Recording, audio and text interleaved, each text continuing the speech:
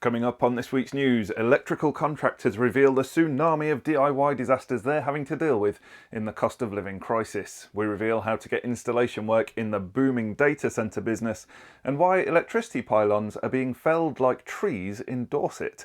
Welcome to Electrical News Weekly in association with Schneider Electric. Whether you're listening in the van, on site or down at the wholesale counter, I'm Joe Robinson and I've been through the best of the electrical industry news to save you the trouble. And as always, if you think you've spotted the two words I've been challenged to slip into this week's show, comment them below for the chance to win a prize. A poll has revealed that a tsunami of electrical disasters that electricians have to put right in the nation's homes. It seems cash-strapped Brits have been turning to DIY to save money during the cost of living crisis. The survey by Selco Builders Warehouse found out that for the majority of tradespeople, or 50.4%, fixing DIY disasters now makes up around a third of their call-outs.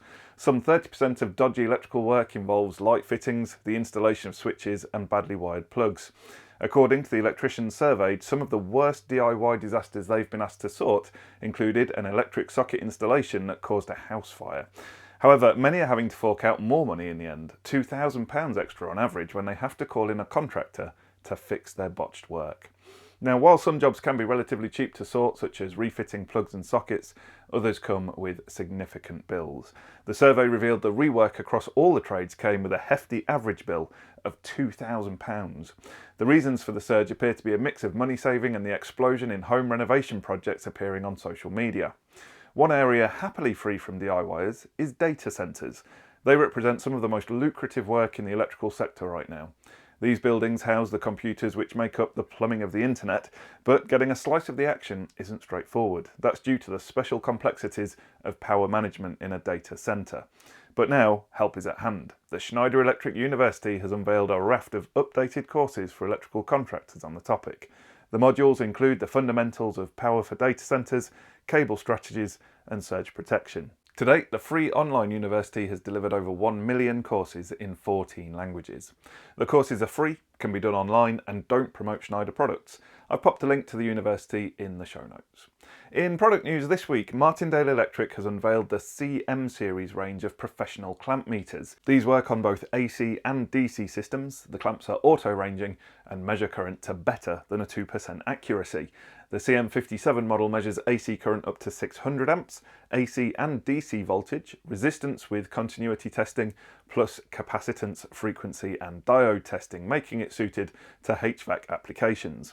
The CM79 TRMS features AC and DC current measurement up to 600 amps with minimum and maximum for monitoring loads, startup and charging currents.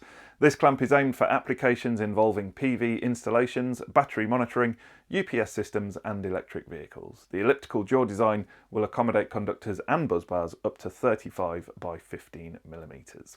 Now, if you're in the market for a copper or fibre tester, I have some good news. The leading brand, Fluke, is offering big discounts to celebrate its 30th anniversary. In fact, you can save up to £4,000 from these pricey bits of kit. There's £800 off the DSX 602 Pro cable analyzer and a chunky £4,000 discount on the DSX2 5000 QI-GINT cable analyzer. The price reductions are available to all customers in the UK, Europe, the Middle East, Africa and the Commonwealth of Independent States until December 2022 and is valid with purchases made from Fluke Network's authorised distributors only. Vent Axia has unveiled its latest extractor fan, which the company says achieves new standards in efficiency and noise. The low-carbon NBR DMEVC achieves building regulations compliance with the quietest sound levels, the lowest number of installed fans required, and the best-in-class efficiency. Its noise level has been independently measured at just 7.4 decibels. Vent Axia says that's as near silent operation as you can get on the market right now. It has an IPX5 rating, so you can use in zones 1, 2 and 3 of a bathroom. There's a choice of 100mm and 125mm models, and there's a variable speed setting for easy installation and commissioning. It also complies with the new SAP 10 performance requirement.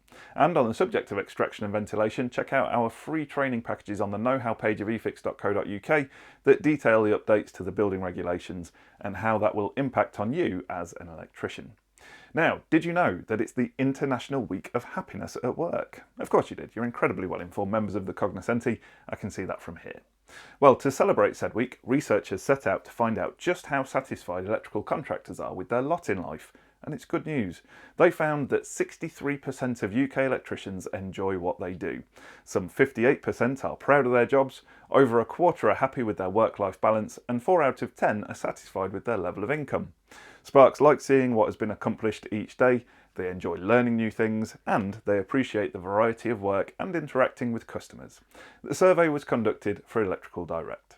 And finally, we turn to the case of the purged pylons of Purbeck. In a world-first scheme, £116 million has been spent to remove about 60 miles of overhead cabling and replace it with underground cables from an area of outstanding national beauty in Dorset. The high-voltage underground cabling has been installed and tested, and now the 120-foot pylons that have been described as a blot on the landscape that inspired Thomas Hardy are being removed. There are plans to carry out similar projects in other areas of the beautiful countryside across the UK, including the North Wessex Downs, Snowdonia and the Peak District. I thought it would be nice to quote a lovely poem by Thomas Hardy at this point, but my goodness, that man's writing was dreary and introspective. Turning to the week ahead, we're approaching the end of the month, so the Safe for September campaign will reach its end. That means this week is your last chance to enter our competition to win either a safe isolation kit or a bigger prize of a voltage indicator from Test Instrument Solutions.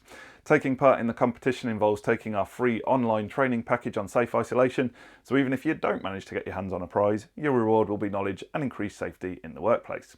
For full details on how to enter, click the link in the show notes or Google eFIXX competitions to see the other great competitions we've got running at the moment. We've also got great videos coming up, including a Q&A on conduit, an affordable laser level review, and watch out for Gordon heading north of the border to look at a property that's having a Philips Hue lighting takeover in Scotland, so stay tuned for all of that. If you think you've guessed the 2 words that I've smuggled into today's show, pop those into the comments as well and we'll dig out a goodie bag prize to the first to get the right answers. Last week's words were gumdrop and hogwash, you know, everyday common words that everyone uses all the time. Despite these being the least obvious words in the English lexicon to stick out in the electrical podcast, the first person to guess correctly was Neil Wright, so well done to you, Neil. Please click the link in the show notes to claim your prize. Thanks for listening to this episode of Electrical News Weekly in association with Schneider Electric. Make sure you subscribe to receive the next update. Thanks for listening, and until next time, have a great week, stay safe out there, and remember, there's no such thing as a torque calibrated arm.